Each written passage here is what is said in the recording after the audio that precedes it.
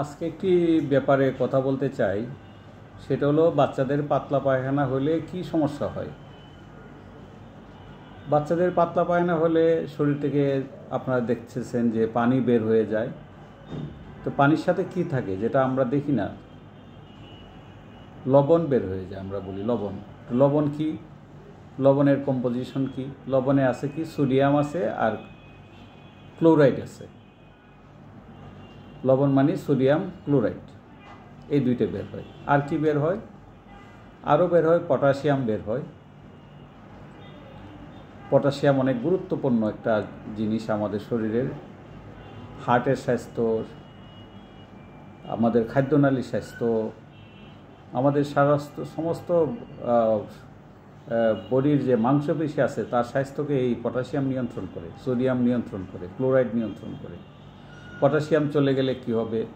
বেশি চলে গেলে পেট ফুলে যাবে, খাদ্যনালীর যে স্বাভাবিক নড়াচড়া আছে এটা বন্ধ হয়ে যাবে। তাহলে কী হবে? ফাটলে নড়াচড়া না করলে কী হবে?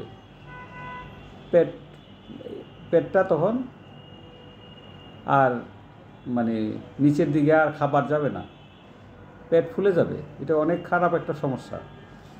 এটাকে বলে প্যারালাইটিক আইলিয়াস, মানে প্যারালাইসিস হয়ে যায়। কী প্যারালাইসিস হয়ে যায়? খাদ্যনালীটা প্যারালাইসিস হয়ে যায়। দেখছেন কত মারাত্মক। তো এটাকে আমরা কিভাবে ট্যাকেল করতে পারি?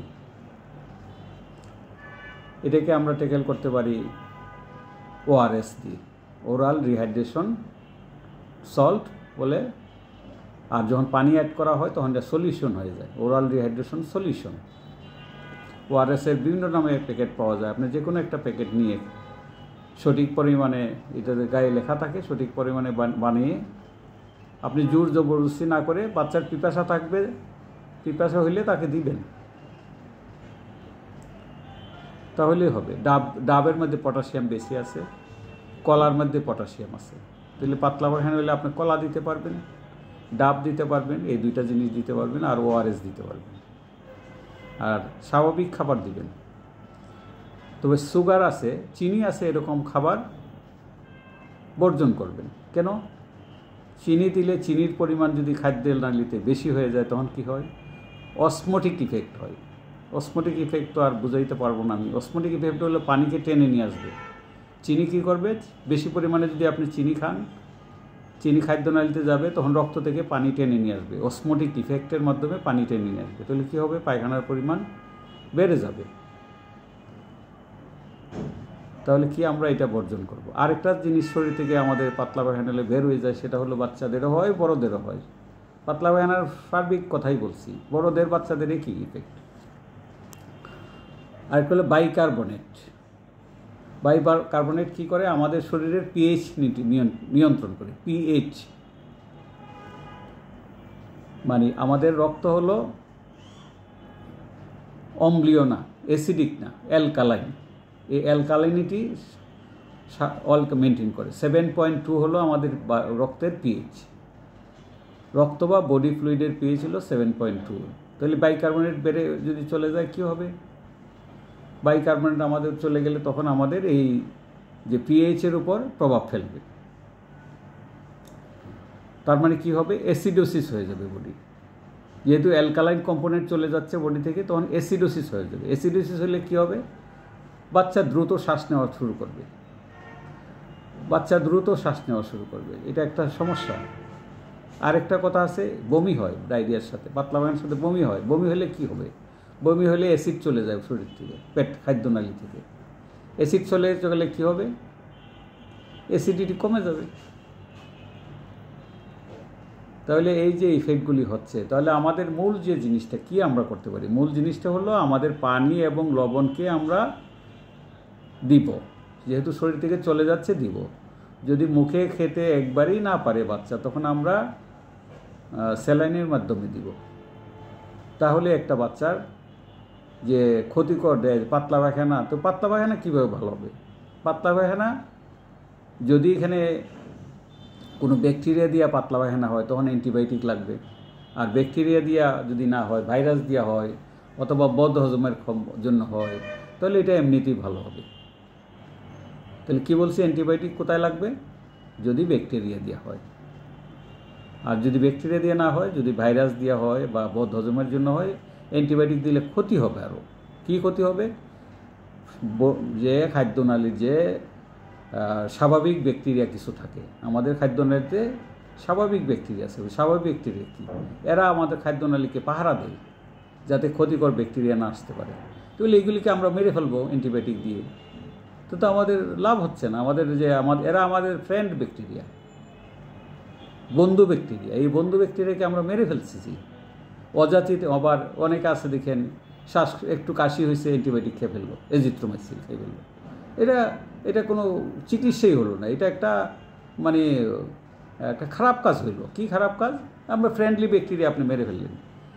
ভাইরাস সর্দি হয়েছে, জ্বর হয়েছে, এটা ভাইরাস দিয়ে হয়েছে, আপনি অ্যান্টিবায়োটিক খেয়ে ফেললেন, বাচ্চাকে অ্যান্টিবায়োটিক দিয়ে দিলেন। এটা অবশ্যই খারাপ কাজ করলেন, বাচ্চার বিরুদ্ধে কাজ করলেন। অনেক ডাক্তারও বুঝে না, ফার্মেসিরাও দিচ্ছে, ফার্মেসি থেকে দিচ্ছে, চাইয়ে নিচ্ছে, দিয়ে দিচ্ছে। অনেক ডাক্তার না বুঝে দিয়ে দিচ্ছে, একটা অ্যান্টিবায়োটিক দিয়ে দিচ্ছে। এটা কখনই করা যাবে না। এটা যদি আপনি বাসায় চিকিৎসা করতে চান, তো একটা কাজ করতে পারেন, আপনি একটা সিবিসি করতে পারেন। ডাক্তার সাহেব বুঝতে পারবে যে কেন এটা ব্যাকটেরিয়া দিয়ে হয়েছে কি না ভাইরাস দিয়ে হয়েছে। এটা ডাক্তার সাহেবের টেস্ট ছাড়াই 90% ক্ষেত্রে উনি বুঝতে পারবেন।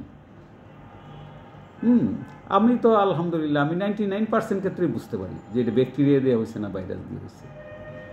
1% কেসে আমার কনফিউশন হয়, তখন আমি ব্লাড টেস্ট করি, আর নাহলে করিই না। তাহলে কি করবেন?